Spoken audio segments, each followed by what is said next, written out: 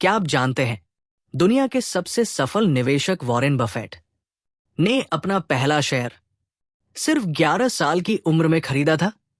और सबसे हैरान करने वाली बात, उनकी 90% से ज्यादा दौलत 50 साल की उम्र के बाद बनी। तो सवाल यह है, आखिर ऐसा क्या किया वॉरेन बफेट ने जो एक आम इंसान को इतनी बड़ी सफलता तक ले गया?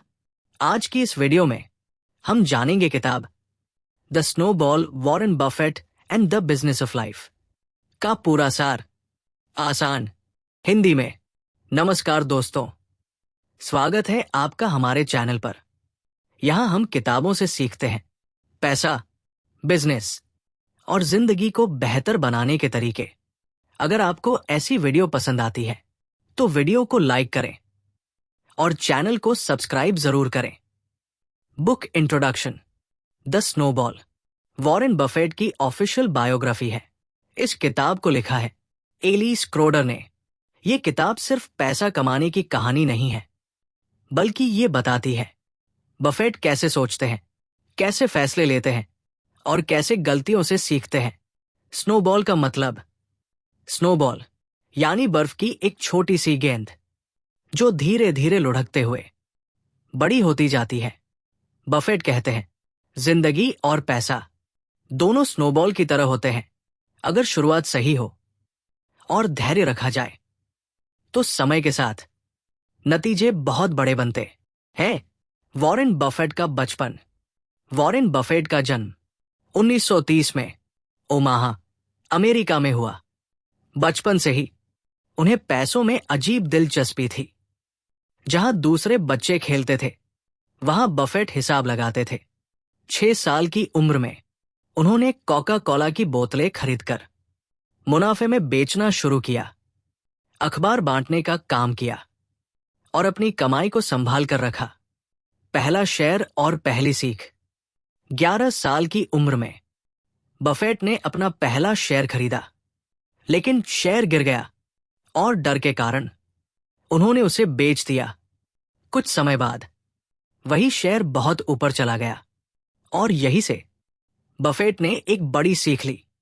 धैर्य निवेश की सबसे बड़ी ताकत है। अलग सोच वाला बच्चा। बफेट बहुत शांत थे, ज्यादा दोस्त नहीं थे, लेकिन किताबें उनकी सबसे अच्छी दोस्त थी। उन्होंने बहुत जल्दी समझ लिया था कि उन्हें अमीर दिखना नहीं है, उन्हें चाहिए थी आजादी। बेंजामिन ग्राहम से मुलाकात।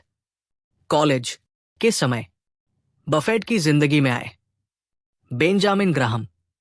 बेंजामिन ग्राहम ने सिखाया, शेयर नहीं, बिजनेस खरीदो। भावनाओं से नहीं, तर्क से निवेश करो और हमेशा मार्जिन ऑफ सेफ्टी रखो। यहीं से पैदा हुआ वैल्यू इन्वेस्टिंग। शुरुआती करियर। बफेट ने अपनी इन्वेस्टमेंट पार्टनरशिप शुरू की। उनका तरीका धीमा था, लेकिन लगातार सही था। लोग उन्हें बोरिंग कहते थे, लेकिन उनका पैसा धीरे धीरे बढ़ता जा रहा था। बफेट कहते हैं, स्टॉक मार्केट अधीर लोगों से धैर्यवान लोगों तक पैसा पहुंचाने की मशीन है। बर्कशायर हथावे। बर्कशायर हथावे शुरुआत में एक टेक्सटाइल कंपनी थी। बफेट ने इसे सस्ता समझकर खरीदा, लेकिन यह बिजनेस गलत साबित हुआ। ये उनकी बड़ी गलतियों में से एक थी। लेकिन बफेट रुके नहीं। उन्होंने बर्कशायर को एक इन्वेस्टमेंट एम्पायर में बदल दिया। आज बर्कशायर के पास हिस्सेदारी है Apple, Coca Cola, American express जैसी कंपनियों में। निवेश दर्शन। बफेट लंबी अवधि में विश्वास करते हैं। उनका पसंदीदा होल्डिंग पीरियड है हमेशा के लिए। बफेट की ज्यादातर दौलत 50 साल के बाद बनी। इसका मतलब साफ है, जल्दी अमीर बनने की कोशिश मत करो। लंबे समय तक सही बने रहो। रिस्क पर सोच।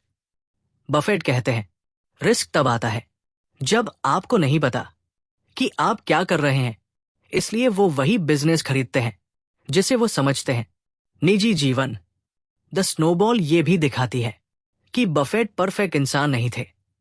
रिश्तों में गलतियां, परिवार को कम समय और अकेलापन, लेकिन उन्होंने कभी अपनी कमजोरियों को छुपाया नहीं।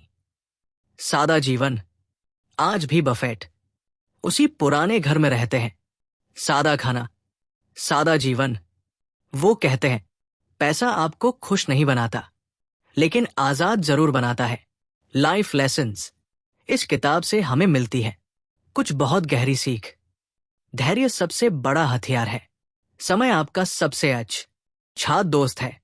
खुद पर निवेश करो, भीड़ का पीछा मत करो और सादा जीवन जियो। कंक्लूजन। द स्नोबॉल हमें सिखाती है कि सफलता कोई जादू नहीं है। ये है सही सोच, सही आदतें और बहुत सारा धैर्य। अगर आप जिंदगी में कुछ बड़ा करना चाहते हैं तो वॉरेन बफेट की कहानी आपको जरूर पढ़नी चाहिए। अगर आपको ये वीडियो पसंद आई हो तो लाइक जरूर करें। ऐसी और बुक समरीज के लिए चैनल को सब्सक्राइब करें और कमेंट में बताइए आप वॉरेन बफेट से क्या सीखना चाहते हैं।